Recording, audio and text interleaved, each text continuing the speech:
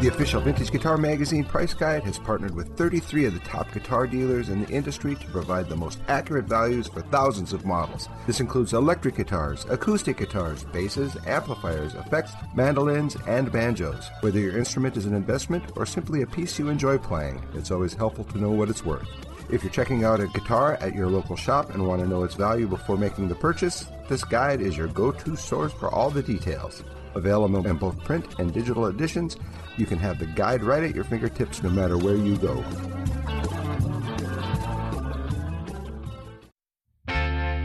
Hello and welcome to Buy That Guitar, presented by Vintage Guitar Magazine. I'm your host, Ram Tuli. This podcast is about the joy of guitar.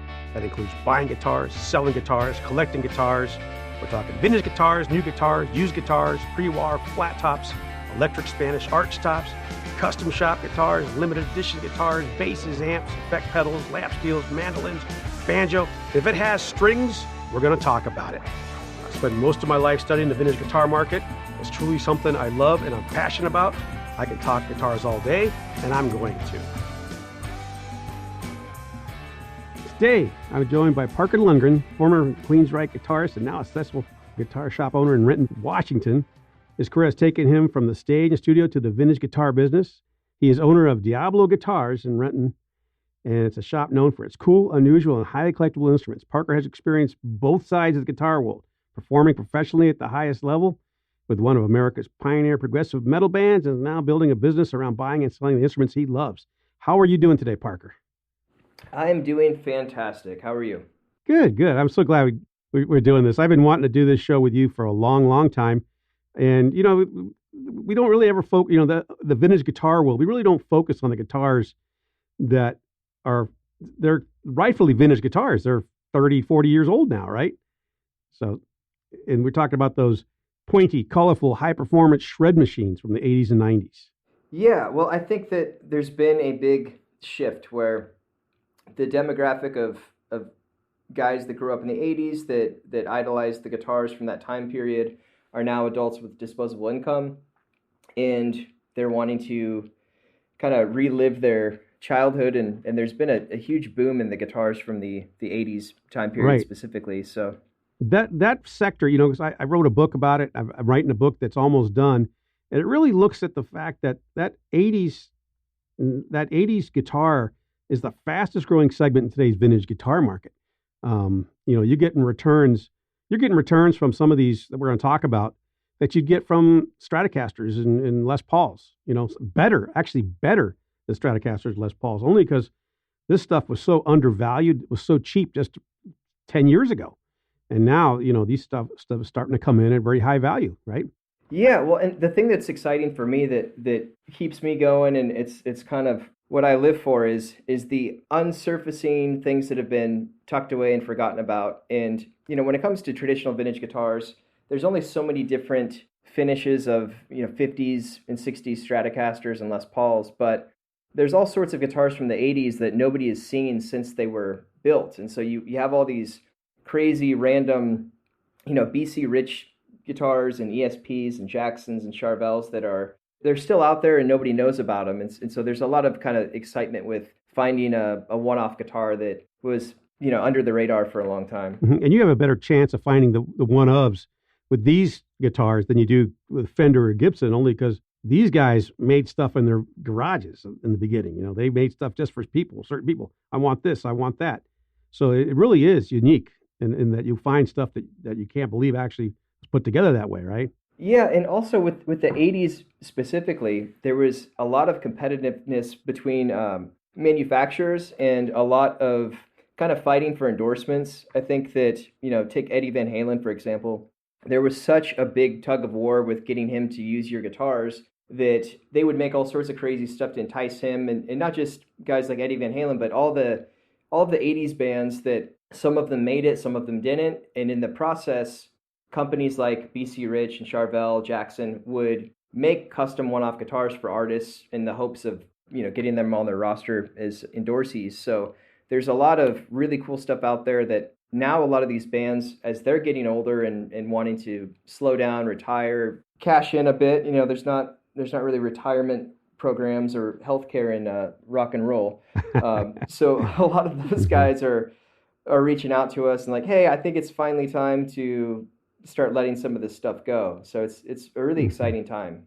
One of the things, I see you at every guitar show. You're the busiest guy in the building. You're doing deal.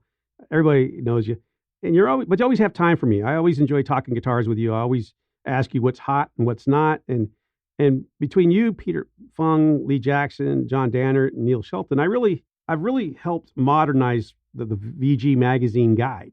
I won't say we neglected the pointy headstock guitars, but there is that segment is growing so much because people now are looking for it. And to me, and I always thank you because, before I put the guide, finalize it, I always call you and we go over stuff and just to make sure, and you always help me. So I always appreciate that for sure. Yeah, of course. Well, and also it's something that's changing in real time. It's like when you look at picture like a blue chip stock or something like a 1959 Stratocaster or Les Paul, those are on everyone's radar. So you're able to see in real time what they're going for, what people are asking for them and stuff like that. But a lot of these 80s guitars, there's not a lot of documented sales happening all the time. And so you really have to reach out to shops like mine so that a lot of our stuff isn't sold publicly. A lot of the stuff we actually sell before it's even listed. Mm-hmm. So you have an idea who would love this, and you call them. Yeah, and that's a big part of it. There are customers that they have more money than time, and they don't have time to always be on reverb and stuff like guys like, and they don't trust that kind of stuff anymore. They know you'll get what they're asking for, and it'll be the real thing, not. Yeah. Now, do you consider these shredder guitars to be vintage guitars? The collector and kind of vintage guitar enthusiast in me resists that, but it technically is becoming, I'd say it's hit or miss. Like some guitars from the 80s, like pre-pro Charvels or Jacksons, I would consider vintage, or I'd say Queensrÿches from the 70s. But I have a hard time digesting like guitars from the 90s, and some of them are vintage. But I suppose there is an actual technical term, right, of a certain amount of years. Well, we don't know. I know people that are very strict and say, well, to be a vintage guitar, it had to be made during the golden era. And, I always call these stuff the silver era because they were kind of copies of stuff, but they were just as nicely put together and whatever. So, and technically some people just say, well, if it's over 30 years old, it's a vintage guitar. Some people say, well, it had to be made before 1980, but to me, I don't know if I'd call a Charvel a vintage guitar, but it is an old guitar. It is a guitar that means something to a generation, and people are looking for it because that's the guitar they picked up for the first time or bought for the first time, or what, or they identify with that guitar with a guitar player, So to me, it is vintage then, it really is significant in your life. So yeah, I guess it comes down more to what are the common terms that everyone agrees with. So if somebody tells me, hey, I have a huge collection of vintage guitars, and then I check them out and it's all 80s and 90s Jacksons and Charvels, I'd be like, oh, I was expecting, vintage Strats and Les Pauls and stuff like that. But It technically is. And I'd say a big sort of turning point is when there was an issue of Vintage Guitar Magazine where you had, I think, Brett Coleman's guitars on the cover. Am I correct about that? Yeah, on the guide. Yeah, we fought for that. I wanted to just kind of tip my hat that this is a generation that we're now going to be paying attention to. And yeah, Brett Coleman's purple multicolor. We put it on I think it was 4 years ago on that guide. And yeah, I didn't get a lot of flack. In fact, I got a lot of big thumbs up. People really were glad that we were doing something different, so. Yeah, and to me it was exciting to see that. It was almost like reaffirming sort of the direction and the niche that we've been going for is that there are a lot of undervalued guitars from the 80s and 90s time period. But at the same time, as more, traditional vintage shops become more aware of it, it's kind of like our secret's out, and now I'll see more, vintage guitar shops that are embracing the 80s stuff, whereas before, yeah, definitely, I could go to any vintage guitar show and everyone else would turn away things like Queensrÿches and Charvels and Jacksons, and now I'm seeing more and more of those at other competitors' booths and stuff. So I think it's becoming more of a known thing. Yeah, and definitely Diablo Guitars. I know everybody. They go there if you're looking for that specific cool thing. You go on your website. I go on your website all the time looking. To me, I love it. I love it. Now, let me ask you. Let's talk about Queensrÿche for a while. What did you play on stage when you were playing guitar with Queensrÿche? So when I first joined Queensrÿche, I looked back because there had been a couple guitarists prior to me that replaced Chris DeGarmo, and I would see things, fans making comments and stuff like that, and I realized that they really didn't like it when the replacement guitarist would try to make their own guitar solos or change songs or play sort of non-traditional guitars and stuff like that. So when I started, I just tried to be as pure as possible, and so I was playing ESP guitars, which is what Chris DeGarmo played, and even some of the same amps like Soldano, stuff like that. But as time went on and there was different tours and different albums, and I'm a huge guitar fan, obviously, and so I was always excited when there was like a new tuning or something, because it meant that I would be able to bring another guitar on tour and mix it up. So I played everything from ESP and Dean and guitars like that to Gretsch White Falcons, if there was a song that let me do it. So, but I'd say towards the end, the longest brand that I used for an endorsement was Comparison Guitars, which is not as widely known as say Jackson, but it was a former master builder from Jackson in Japan that started his own company, and Comparison is the name of it. So that's what I use primarily. And they were like flying V type. They were like a flying V type design. Or? Yeah, they were kind of like loosely based off of Jackson's, but the guitar that I used the most was a 27 fret V. It was like a Rhodes shape, and they're really nice guitars. They're like samurai swords, so very high quality. And I tried to carry them when I first opened my shop, but it's just they're not as well known as some of the more traditional brands. So it was a hard sell, but they are fantastic guitars.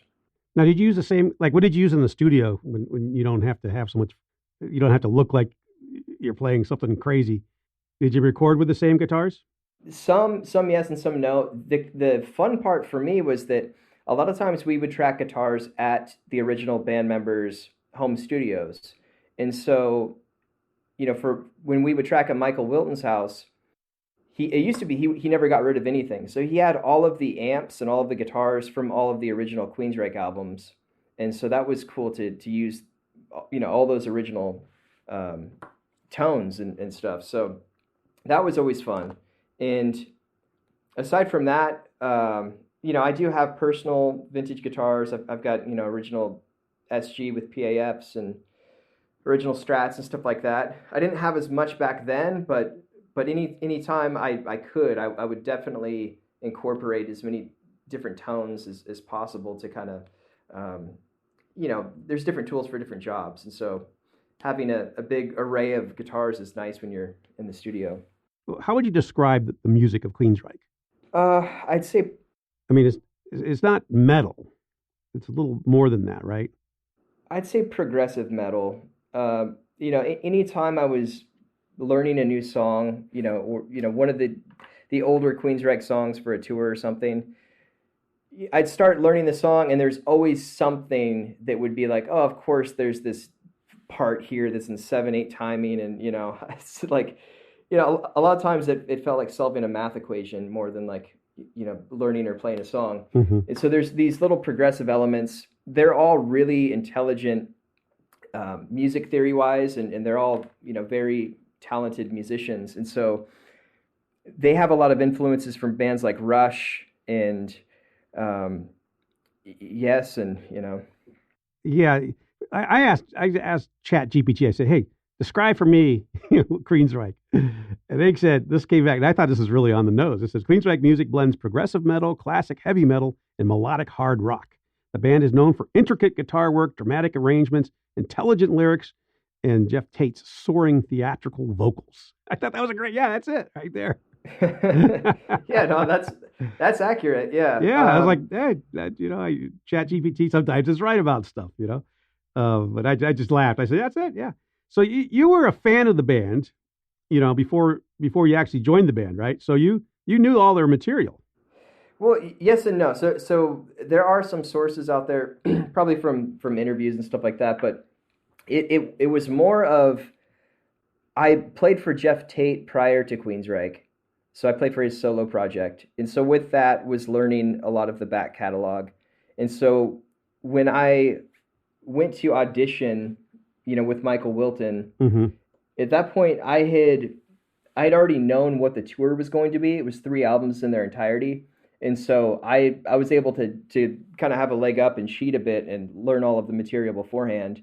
And so even though there was a lot of people that were trying to join the band at that time, it was almost like a relief when I met up with Michael and he was like, "Oh, you know all the songs already?" And I was like, "Yeah." And he's like, "Oh, perfect." He's like, I really don't want to have to teach 40 songs to somebody new. So it was more of just kind of doing my homework prior to the actual audition. But yeah, growing up, I was definitely familiar with Queensrÿche's music. Particularly, I remember when the light bulb went off with guitar harmony and dual solos, and bands like the Scorpions and Iron Maiden and Queensrÿche. When I was a teenager and figured out how they do that and how to harmonize with leads, it was like a mind-blowing thing, and that was I was off to the races. That was my favorite thing to do, is to write harmonized guitar solos. So Queensrÿche definitely, Yeah, I always enjoyed the bands that had the double lead guitars. I think that was like a Uriah Heep was in Thin Lizzy. You think back to the old formula, then you get into the heavy metal stuff, which was just great. The harmonized solos, always great. But it's kind of cool. So you grew up just really, you knew Chris DeGarmo, or you knew his stuff. So it was pretty easy to step in. I guess there were like 2 other guys between you and DeGarmo, I think. Then you replaced Mike Stone, right?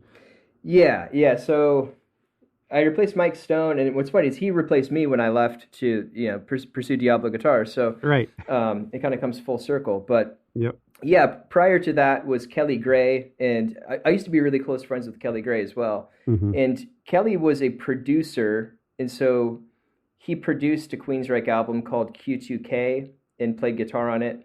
And this is kind of the time period where they were starting to shift genres a bit. So, when you think of bands like Iron Maiden, they've sounded the same pretty much their whole career. Like, they haven't veered off too much. But Queensrÿche did an interesting thing where, during the 90s, they were friends with, the grunge bands and stuff like that. And they started to be like, oh, maybe we should kind of play more in this genre now. And they kind of shifted, which is almost like trying to change your brand identity or something. So, there's a lot of albums that sound like almost like different bands altogether when you hear one album and you hear another one that's from 20 years later. Right.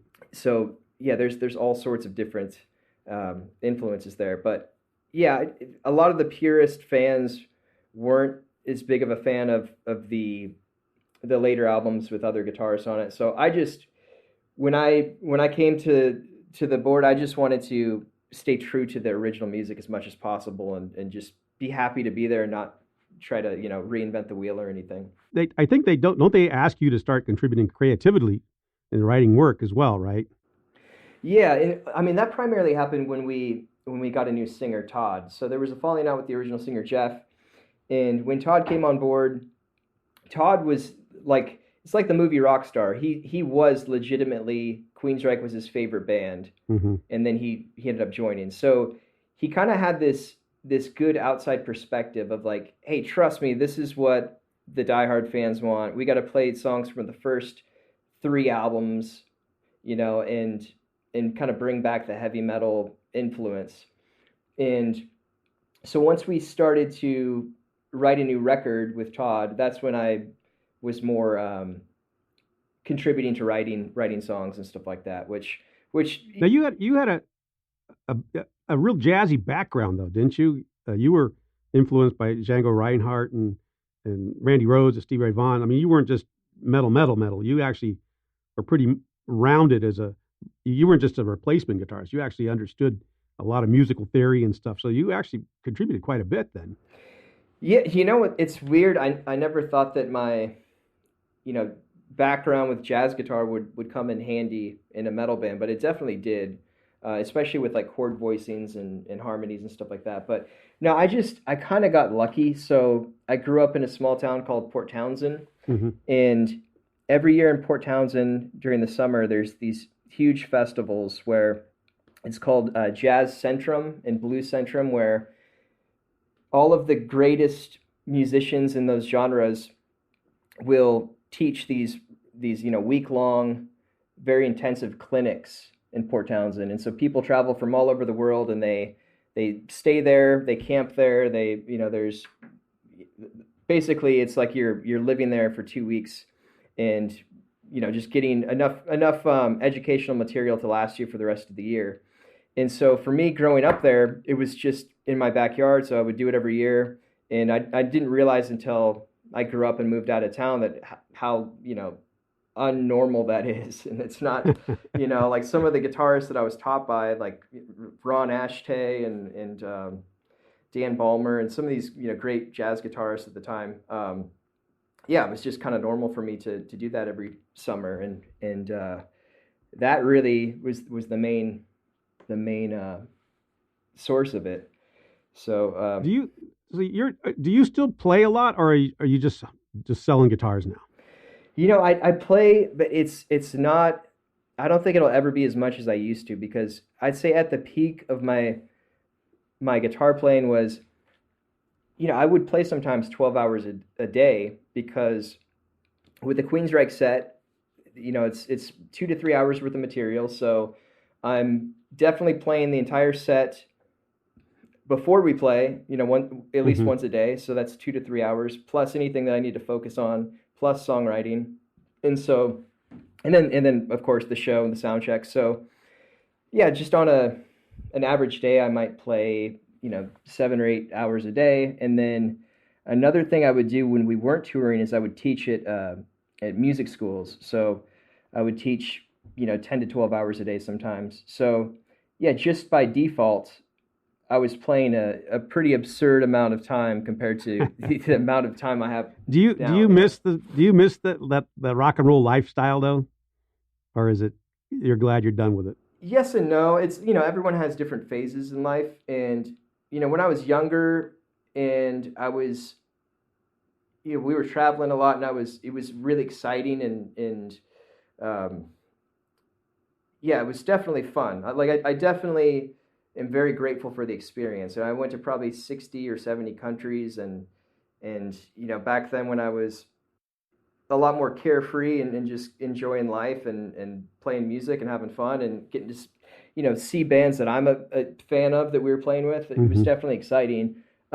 Towards the end, it got to be a bit more redundant, and we were doing a lot of things like doing these one-off shows where we would fly out and play a casino, and then red eye to fly somewhere else and play another casino, and then fly home. And there got to be more and more budget cuts, so there was no more techs out with us, and there was no more hotels, and it's just kind of, they were trimming the fat more and more. And so there's some tours where it felt like a vacation, and we might be playing on a cruise ship with all our favorite bands, and there's other times where it'd be like, all right, there's not going to be any sleep or pay on this run, and it's going to be brutal flight dates, and so and you're going to be driving the van. Yeah, so just everything in between, and so so yeah, towards the end though, really the ending part was COVID. Like we were about to play a show somewhere, and they were like, everybody pack up, get the next flight home if you can, and it's never going to be the same. And so once we kind of got the doom and gloom about what the future was going to look like, that's when I really went all in with the guitar shop. So when did you start Diablo Guitars? There was a transition period. So there was a period where I was still touring with the band, and I kind of just started to see that I needed to figure out my future, and I needed to do something, because although I'm grateful for the experience and playing in Queensrÿche, I'm not an original member, and so I just knew that I needed to start my own business at some point. And so I started buying guitars on tour, which actually is a ton of fun, because every morning's a new Craigslist. You wake up in a new city, and it was pretty easy to convince people, if we were out with a cool band, say we're out with the Scorpions or something like that, to message somebody on Craigslist like, hey, I want to buy this Jackson guitar from you. I can put you and your friends on the guest list if you can bring it to me at this venue. And they would always say yes. Mm-hmm. And so I'd buy a cool guitar. They'd have a great experience. It wouldn't cost me anything. And then when I get home, I'd fix the guitar up and list it on Reverb, and that's kind of how it started. So it did get to a point where it was annoying the band, where they're like, hey, we don't have a spot to sit. There's guitars everywhere, So I would actually have to take, anytime there's a day off, I'd have to use the day to get a hotel room and box all the guitars and ship them back and take care of all that. So you were really putting together quite a collection then on the road. Yeah, and I mean, sometimes it's just they'd be like, hey, you need to stop with the guitars. We don't have any, there's no more room on the bus. But I would just find deals and stuff I couldn't pass up, on the road, and so. In those days, were you buying Kramers mainly, or Jacksons, or Charvels, or just anything that was from that era? Just kind of anything. I didn't really fall into the niche of the kind of being the metal guy or the metal shop until later on. So at the time, I would find Gibson Les Pauls and Strats and stuff like that, pretty much anywhere. So I'd start to see that there were different pockets of the U.S. where they would have a abundance of a certain brand, so it could be that near Kalamazoo there was more Gibsons, and in California there was definitely more Fender and Fender amps and Jacksons and stuff like that. So I'd kind of buy stuff on the West Coast and East Coast and the South, and every area had a different sort of abundance of different things. Yeah, it's kind of cool because for this show, really we're talking about, I think the name of this show, I'm going to call it the Shredder Guitars of the 80s and the 90s. And it's important to point out, the brands like Kramer, Jackson, Charvel, ESP, Queensrÿche, even Dean, right? These brands were part of a bigger story, that the move away from traditional Fender Gibson style guitars. This lent to this era where guitars were now faster, louder, flashier, more aggressive, built for hard rock, shred, and metal. Not the Stratocaster. You couldn't really do these kind of things with a typical Stratocaster. It would destroy it. And then Charvel and Jackson kind of represent that Southern California hot rod tradition. Kramer kind of represents the 80s, rock boom. ESP is kind of like that Japanese precision that comes into play. And then, of course, when you think of pointy, radical shapes, you think of Queensrÿche, And so these were all, nowadays, this is where people go to Diablo. They're going to find, if they're looking for something very, in that genre, they're going to find it with you, right? Because you look for that. That's what you specialize in. Oh yeah, 100%. And so yeah, at the time when I was touring, I was just kind of finding my legs and figuring out, what stuff to get, what stuff not to get. And now we really have it down, and I know what sort of stuff we're looking for. And yeah, it's exactly like you said, the 80s and 90s, ESP, Jackson, Charvel, Queensrÿche, Kramers. And what's nice now is that a lot of people find us, so it's less trying to scour the internet and Craigslist and all of that all the time, and more people bringing stuff to us, which just makes it nice. But I still do that stuff. I'm still a bit of a psychopath. I probably spend hours on a daily basis looking for guitars, because for me it's less about the sale and more about sourcing cool, unique things that are different than everyone else, because we can't compete with Guitar Center and Amazon and Sweetwater and have the same brand new Fender Strat SKU. It's like, right, we need to have the Queensrÿche from 1978 NAMM show that nobody else has. Right. That's the sort of stuff that I love when I go whenever I go to your booth at any guitar show, you always have different stuff, and I'm always like, oh my God, are these now worth that much? And you're like, yeah, they really are. And for example, in Orange County what was that, 3 months ago, you had the Dean Dust, the Dean, what was it, the Dust, a Dime from Hell. Dime from Hell, right? So I take a picture of it and I post it on VG Magazine's social media. And I said, you just look what happens now. Like, you'll see and and it just became like this insanity where everybody's like, you know, well, that's like crazy. And somebody finally, after all the craziness, somebody finally said, somebody needs to educate these people what this guitar actually is. Yeah. You know, why is it a $10,000? You know, these people are like, well, I got one for $600. Why would anybody pay $10,000 for that? You know, they like somebody said, you know, finally. So let's educate them. Let's tell. Why was that particular Dean worth that much money to somebody? Why would somebody go out of their way to find that guitar and love it forever?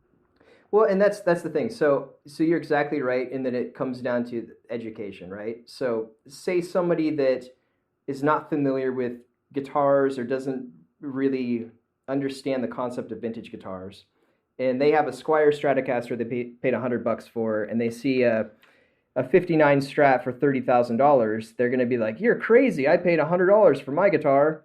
So there's different levels to the education, right? So somebody that sees the same graphic of Dean guitar, which is the Dimebag lightning bolts, you know, there's different levels to that. So there's everything from, you know, made in China or made in Korea versions, or, you know, more modern versions, or even the same guitar made in the US that just doesn't have Dimebag Darrell's name on it, right? Mm-hmm. Then there's the actual custom shop limited edition version endorsed by Dimebag Darrell with the graphic, with the certificate of authenticity. So that's another level. And then from there, there's 2 or 3 different time periods that they did the reissue. And so they might have this model confused with the one that came out in 2015 instead of the one in 2005, which is what that one was. Right. So right, and what do we guess, that maybe 100 of those were made in 2005? Yeah, I think there was 100. I mean, I don't have it in front of me, but yeah, it says on the back of the headstock, you know, like number 5 out of 50 or out of 100 or whatnot. But yeah, I believe so. I took a picture of it, so yeah, I think it was 100, something out of 100. Yeah, so any time I see, like, you know, any sort of negative comments, it's usually they're just uneducated about what they're actually looking at. Yeah, that was. I think I joked. I came and I showed you. Like, look at this. You know, and then finally somebody said, somebody needs to educate these people. You know, like, what the hell are they talking about? You know, so I don't know. To me, it was like I've always been like my son was really into Dimebag Darrell. You know, so I always like, oh yeah, an ML, man, you got to have one. But you know, I don't know. Let's talk about the brands now. These brands of the '80s, like the Kramer. Now Gary Kramer starts in the '70s. You know, he worked for Travis Bean, so of course his early stuff is all aluminum neck stuff, right? Is that stuff worth anything? Yeah, it is. It's what's funny though is it's, even though it's the same brand, it's the same time period, it's not as associated with the kind of Kramer brand that you think of with guys like Eddie Van Halen and the more, you know, extreme metal shapes that that we're kind of known for having. So we have had some of the early Kramers with the aluminum necks, but it's not as popular for our demographic, I would say. Yeah, and it's kind of funny because I know that people that have these with the aluminum nectars, they're not Travis Beans. You know, you might have to have a friend who knows how to work metal and wood together to get him, you know, get the kinks out of these necks. You know, they weren't done the way the Travis Bean ones were. But I don't know if people actually, there's a big market for these old Kramers, the original Kramers. I'm not sure. You know, somebody contacted us recently that has the very first one made. Like, he was involved with the designing of the guitar, and he wants some absurd amount of money for it. But so I was like, well, best of luck to you, man. You know, right.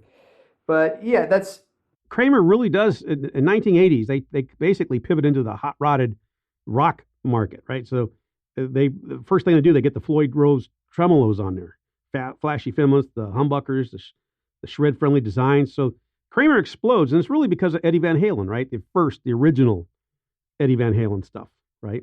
Oh yeah, 100%. And we've recently gotten our you know, deep education into Kramers, as we bought, like, it's close to 100 Kramer guitars recently, and this came actually from Guitar House Tulsa. Bought a huge estate collection, and he's like, hey man, I got my hands full with just all of the, you know, Fenders and Gibsons and stuff like that. Can I just sell you all these Kramers? Just, you know, name a price. was kind of a sight unseen. I saw maybe like one photo of each guitar. And so, we get all these Kramer guitars, but the other thing with 80s guitars, especially the bolt-on necks from that time period, is that everyone influenced by Eddie Van Halen thought it was cool to hot rod their guitars and swap necks and swap parts and, route new pickups and all that sort of stuff. So we got this hodgepodge of close to 100 Kramer guitars, and it's been a nightmare just taking them all apart and figuring out what's what, because the guy, we might be like, oh, this has all these parts changed, and then we'll find a box of the original parts and neck plate and stuff like that. So we've gotten a deep education into all the differences in kind of the lineage of Kramer, because it's everything from pretty much 1981 to 1986, like every model you can think of. So you can kind of see the progression of when they started to get more and more extreme with their shapes and designs, and the sort of hot rod approach and faster necks and stuff like that as the 80s progressed. Now, why is it like today, Kramer's not really like, it's not a big, it's in the vintage guitar world. Like you're not going to pay a lot of money for a Kramer from the 80s. Why is that? Like, why wasn't Kramer like Hamer or Jackson? Like, why wasn't it just because it was tied too tightly to the 80s I think so. Well, they were also starting to do things like they were trying to cut their overhead costs by importing necks and parts and stuff like that. So when you compare that to something like a Hamer, which for the most part, they were all custom made, one-off guitars. You could order anything you wanted. And Queensrÿche was kind of similar. There was, they had certain models you could order, but you could also customize them quite a bit. And I think that just bolt-on versus neck through custom one-off guitars, over time, it's just one's more appealing than the other. But there are some Kramers that are getting up there in value. I promised I wouldn't say what the guitar is, but that same collection where I got all the Kramers from, they're holding on to a guitar that was owned by someone. I'm sure you can guess who it is, and that guitar is going to sell for a fortune, So there are some that have provenance. Anything tied to, But it's really the provenance. It's not like, for example, I know that like Berettas. Like when you think of Kramer, you think of Berettas. And in the guide, the book I have right now, probably the most expensive Kramer, or for vintage, is the very first Berettas that had the non-tilted headstock. They had like the regular headstock. And I priced them $35 to $55. Is that about right now? Yeah, that's exactly just that very first one. That's exactly right, and that's a prime example of where we got probably 5 or 6 white Berettas from that time period, but then when we actually took them all apart, there was actually only 1 or 2 that were all original. The rest were changed, whether it was a neck on a body or pickups changed or parts changed. So yeah, it is, if you can find ones that are all original, then they can get that type of money, but they were just so commonly modified that it's hard to find them all intact, Right. Now in the late 80s, they start putting the desirable graphics on some of these Berettas. And, I think that some of the more desirable graphics, I guess the Payne and the 2 mask one, from those, you can get, those are costly now, right? If they have the desirable graphics on them. Yeah, definitely. Like the Night Swans, and again, it kind of goes back to artists. So Vivian Campbell is it's basically his signature model. But yeah, the Night Swans have always been very popular. With Kramers in general, any of the graphic guitars, anything with a Klein graphic, those are really popular, like the Nagels and stuff like that. Some of the graphics can be pretty cheesy from Kramer from that time period, which can be good or bad. Like sometimes the graphics are so bad that it's hilarious. It could be like a cat in outer space or something. Where it's like, So there's a bit of that sort of cheesy factor, but yeah, the Night Swans are definitely iconic guitars that. Yeah, that I think Night Swan with a nice with the desirable graphic, which I think was, I forget exactly which graphic it is, but that's a $4,000 to $6,000 guitar. For some people, people are willing to pay up to there. So I don't know. Now let's talk about Charvels. To me, Charvel was, because I'm from Southern California. This was the Southern California repair mod scene. Wayne Charvel had a guitar shop, and he worked with Grover Jackson. Right? I guess Grover Jackson worked with him, but Jackson eventually buys the company in '78. So anything made by Charvel before '78 is going to be pretty expensive, right? Yeah, and we're starting to see more of that stuff kind of resurface, but there are guys that are diehard collectors that are still active, and so anytime there's a pre-pro Charvel that pops up, it's gone pretty quickly. Right.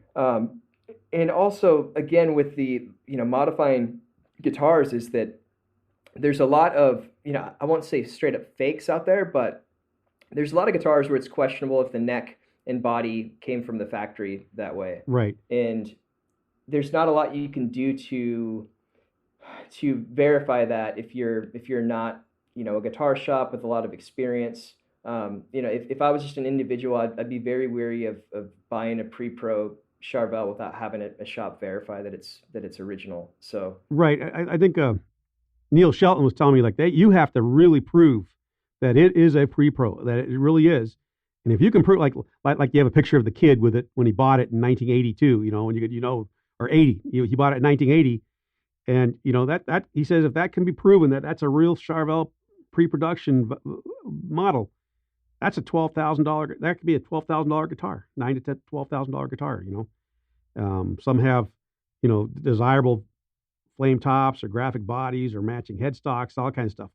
But you have to prove it. That's very hard to prove that it is an actual pre-production. Yeah, and sometimes I'll see a more traditional vintage shop that'll have something by mistake that's questionable, and anytime I see something like that, I'll just reach out and be like, hey, I actually, the guy that you got that guitar from offered it to me, and we found out that the neck actually wasn't from that body, and that type of thing. But it's really just the pre-production Charvels are the main time period that there's just such a gray area that it's hard to know, because something could be legitimate, and it could be that they made it for an artist, and so there's no serial number, nothing in the cavities or something like that. So there's a lot of stuff out there that's just hard to verify. Right. Now in 1981 they start making the San Dimas, where they put the serialized plate number on there, right?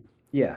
So those now, I guess if it comes with the soft headstock, that's worth a lot of money, isn't it? Yeah, 100%. And again, these used to be things that were lesser known, and now they're, for example, there's a pre-pro Charvel, or maybe a few at Rumble Seat Guitars right now, and you think of them as a more traditional vintage shop, but a lot of the vintage traditional shops are getting more hip to the 80s guitars, and they're able to get a lot of that stuff from their existing clientele and connections. But yeah, those are becoming very expensive guitars.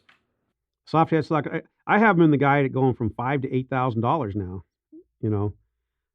That's just based on the 3 or 4 that sell a year. Yeah.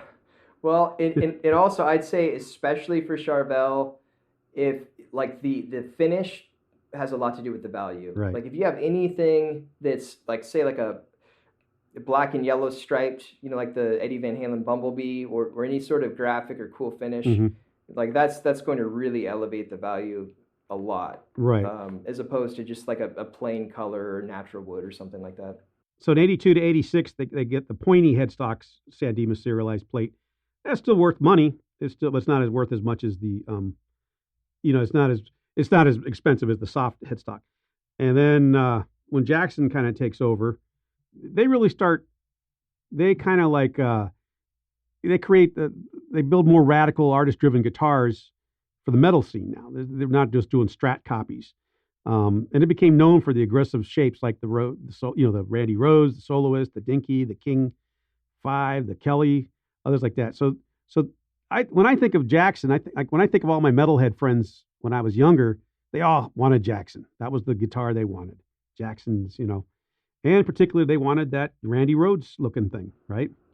Yeah, I mean Randy Rhoads 100% put Jackson on the map, and that's always going to be an iconic shape is the Randy Rhoads, the RR, and that's also another good example of a niche vintage guitar market that is becoming more mainstream now, where you're seeing a lot of vintage shops realizing that there's a lot of value in those very early Jackson guitars. But for me, that's probably one of my favorite things is to hunt down these rare Jackson guitars from the early '80s, and there's some really crazy shapes and really crazy graphics that anytime there's something that hasn't been listed online before, that's what I get excited about is being the one to kind of share that with the world, and we've been fortunate enough to get some cool artists to do in-store demos for a lot of the vintage Jackson that we get, like Jeff Loomis and but yeah, that's the thing that I really get excited about are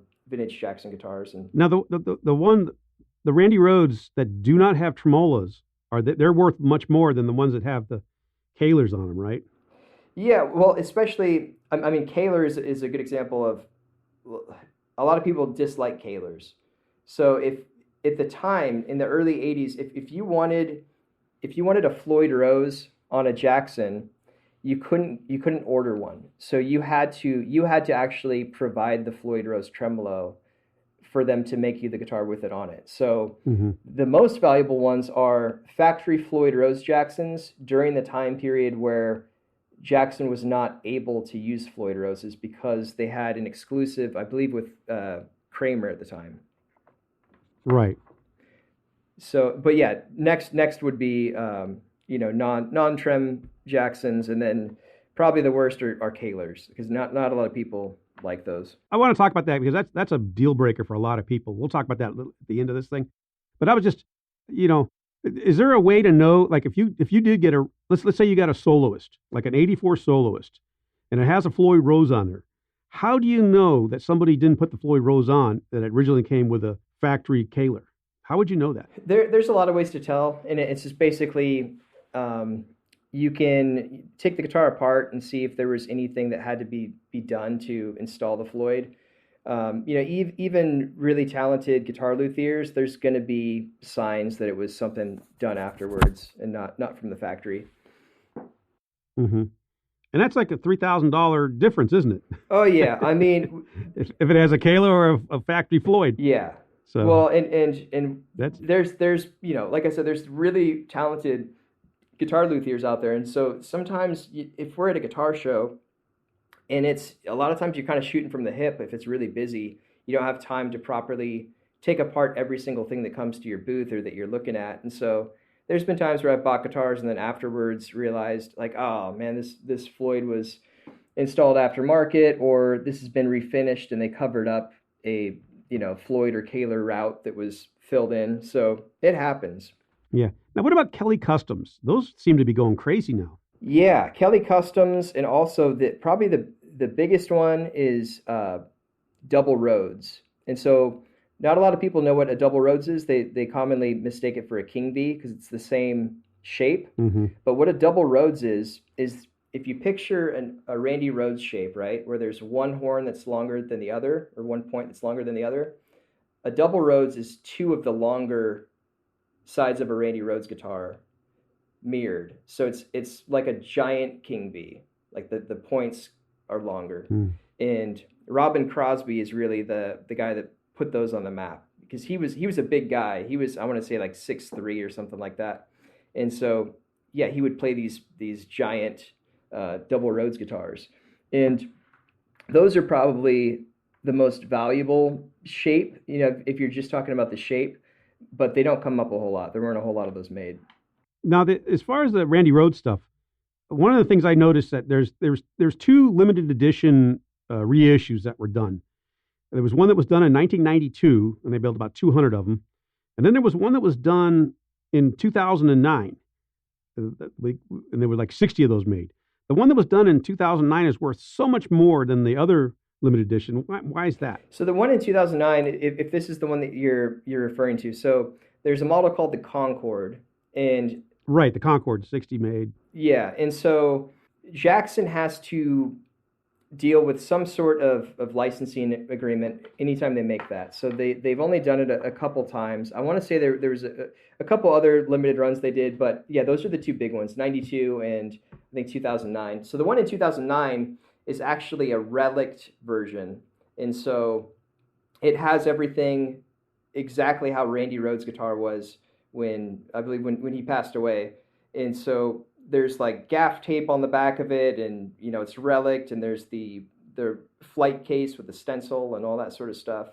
And the one in 92 is like a new old stock version. Mm-hmm. Now the Concorde, which is the guitar that you're referring to, it has some features that you can't get on a Jackson even today. If you tried to order one, they wouldn't make it for you because of the licensing agreement. And the big takeaways are the 4-knob layout on the guitar. The shape of the Concorde is slightly different than the Rhoads, that it's not as elongated. And then you've got the biggest tell sign is the toggle switch is on top of the guitar instead of on the face of the guitar. And so those are some features that Jackson knows what you're trying to do if you ask for those when you order a custom mm-hmm. guitar, and they won't do it for you. You can only get that with the limited models. But back to your original question, the version in 2009, it's just the relict version. It comes with a lot more stuff, and it's just a more accurate recreation of Randy's guitar. And that's an expensive guitar. I have them in the guide starting at 12, going all the way up to 16.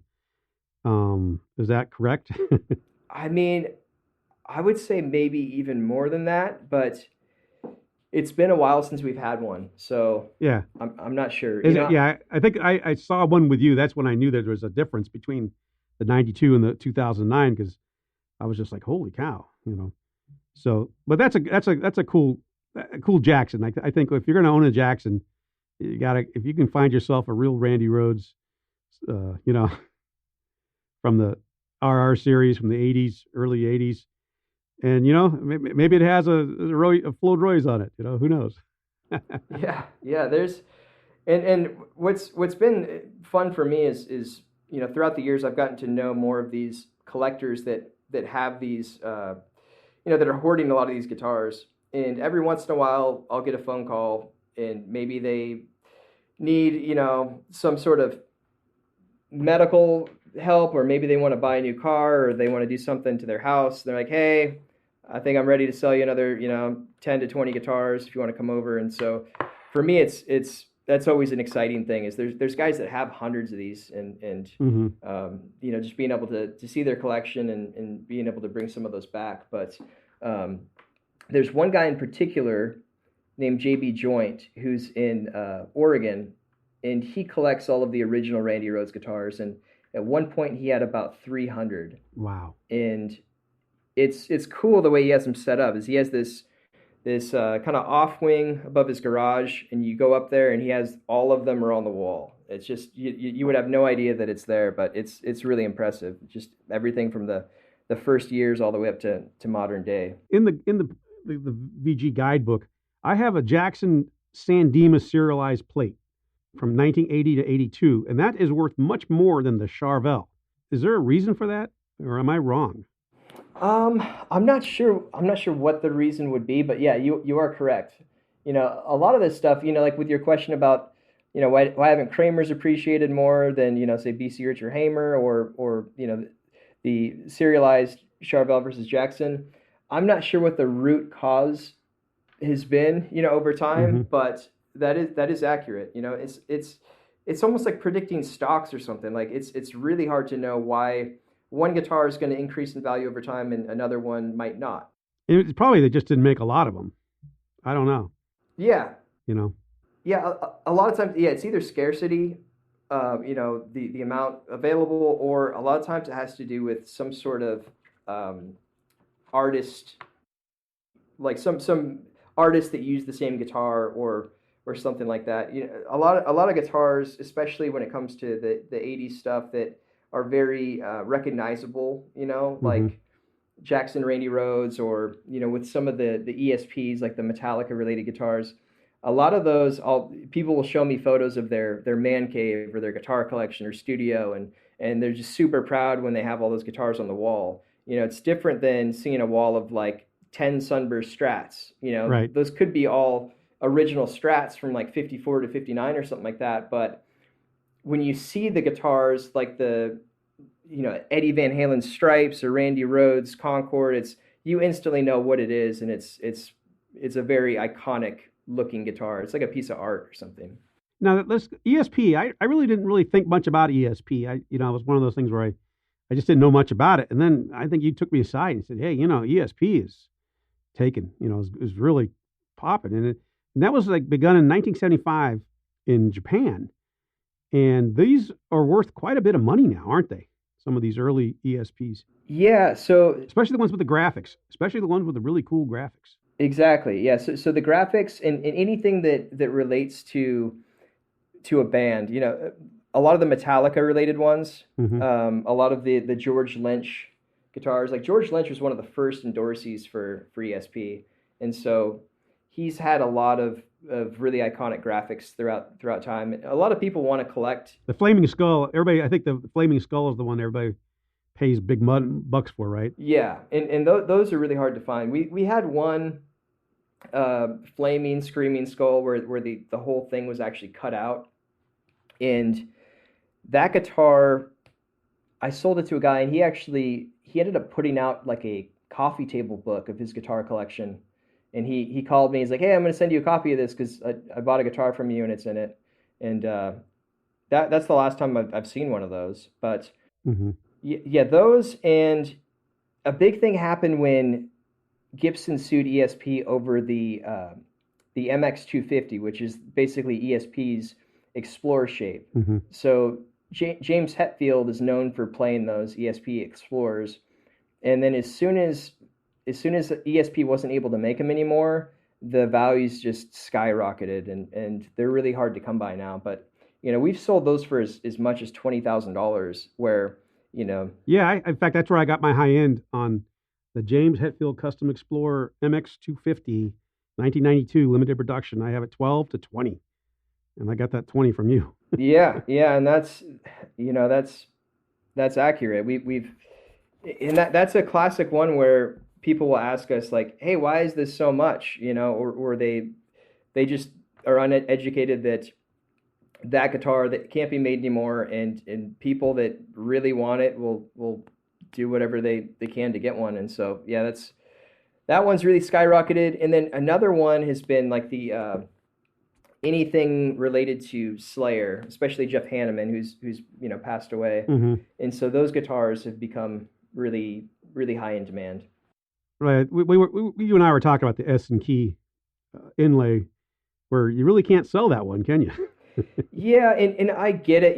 It is offensive to some people, and I completely understand that. And same thing with like the Confederate flag on some of the Dimebag guitars, where at the time those guitars were available in guitar centers and stuff like that, and now people have become a bit more sensitive to some of those symbols and how they can be interpreted, and so a lot of them are actually banned on Reverb. And what's actually happened because of that is it's almost like a black market now, where it's like if somebody wants one of those guitars, they don't know where to find it because they're not listed online anywhere. And so we have people that'll contact us that are like, hey, I've seen that you've had these before. I'm trying to find one, and if I come across one that I've got a buyer lined up, I'm happy to get one for them. But yeah, it's something that we can't list online for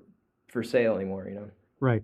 And if you want one, let's say you're a big Jeff Hanneman guy, you really want to have the S and Key.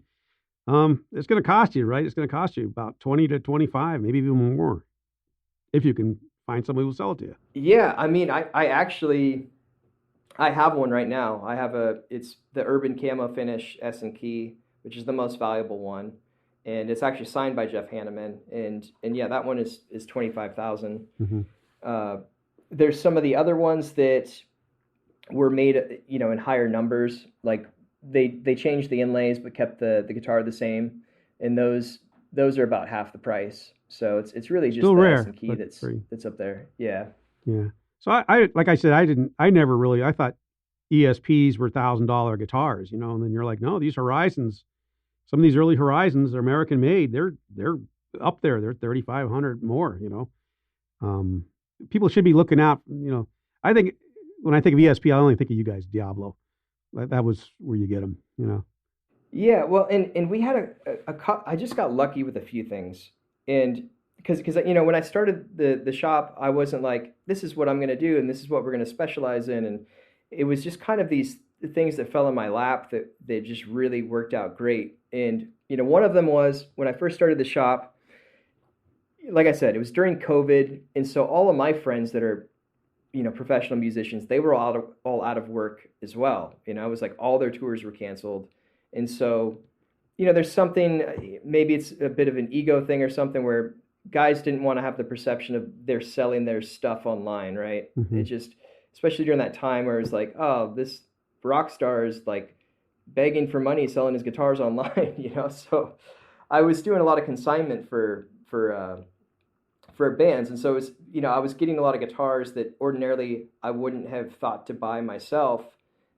And all of a sudden, when I was seeing what they were selling for, I was like, "Oh, geez, like these are worth way more than I thought," you know. So that, and there was a huge collection that I got right when COVID started. That was a guy that would go to NAMM every year, and he would buy all of the NAMM display Jacksons and ESPs and Charvels that they would let him.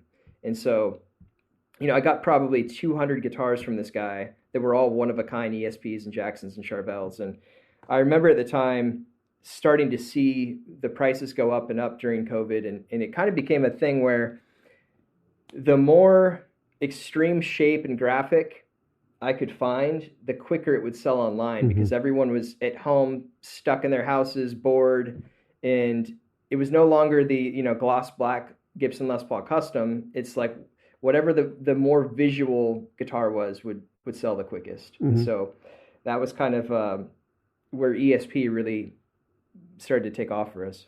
Yeah, I'm gonna. One of the things I was going to talk about BC Rich, but I think I'll push BC Rich off into another show for, you know, because that there's so much you could talk about for BC Rich, but that 10-string bitch, that is worth a lot of money now, isn't it? Yeah, the 10-string, especially if it's Koa. Yes, exactly, Koa, and then here's like the biggest one for us, and this has just been, again, kind of luck and kind of things that have fallen in my lap. Was at a guitar show in Nashville. Do you know Kaz from Japan, from Hyper Guitars? Yeah. So he flew all the way from Japan to this guitar show with a BC Rich double neck, the 1978 BC Rich double neck, and he brought it for another shop. They'd asked him to bring it, and then they backed out. So he was like, "Hey, will you buy this from me? Like, what will you give me for it?" And at the time, I'm like, "Man, I really don't know what these are worth because I've never had one before." And so we worked something out. I got it, and then it sold immediately. And then I had people reach out to me. They're like, "Hey, I saw that BC Rich double neck. I'm looking for one." And then also on the other side, "Hey, I have a BC Rich double neck. I'm looking to sell it. I saw that you recently had one." And then all of a sudden, I was buying and selling these BC Rich double necks.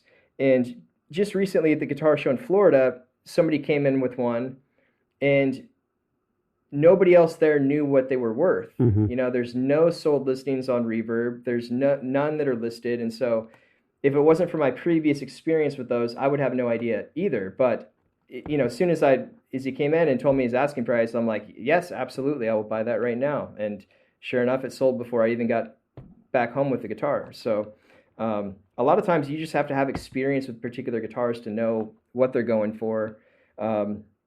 You know, unless you really have connections with other experts kind of in different niche markets. In all the years you've been doing this, have you ever come across a BC Rich Wave? Yes. I can tell you where two are right now, actually. But yeah, that is a rare shape. It's kind of an interesting one. I think that's like a $8,000 to $10,000 guitar now, isn't it? It's just because it's so hard to find that. Yeah, you know, I'm trying to think if we've bought and sold one or not, but yeah, I know that there's one right now in Orange County, and there's a big collection of BC Riches that I bought from a guy, and you know he had collected BC Riches his whole life, and we got towards the end where, I thought he was going to sell me everything, and then it got down to it. He's like, "Look, man, there's like 10 guitars that I've decided I want to hold on to.